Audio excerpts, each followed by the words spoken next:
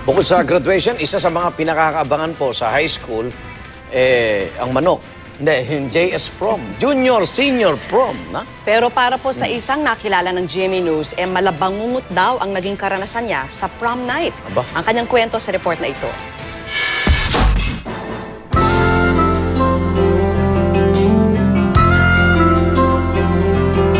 Dalawang beses lang sa buong high school life ang junior-senior prom.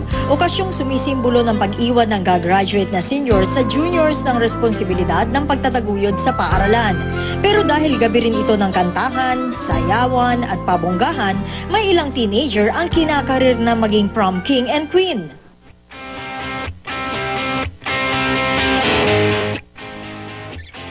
Ngayong taon, yan ang target ng 16-year-old na si Aliana.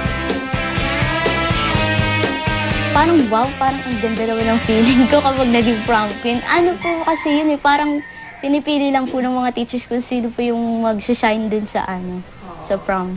Practice po para sa JS. Excited na po kasi talaga kami. Mula gown, sapatos, alahas, hanggang makeup at hairstyle, ready na nga raw si Aliana na mag-dress to impress. Todo suporta ang daddy ni Aliana kahit napagastos daw siya ng halos 10,000 pesos para sa anak. Okay lang kasi gusto ko bigay sa anak ko yung opportunity na ganyan. Ibig sabihin, sa isang babae o sa isang ng buhay ng tao, 2 times lang yan. Kaya pinagagastusan ko. Pero okay lang daw kay Aliana kung di siya manalong prom queen. Malungkot kaya siya kung walang mag-ayang date.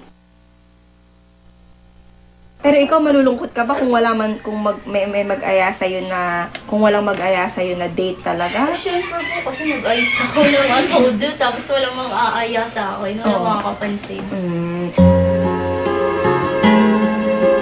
Yan na nangyari sa malabangungot daw na JS Prom ni Kiza. 7 taon na ang nakararaan.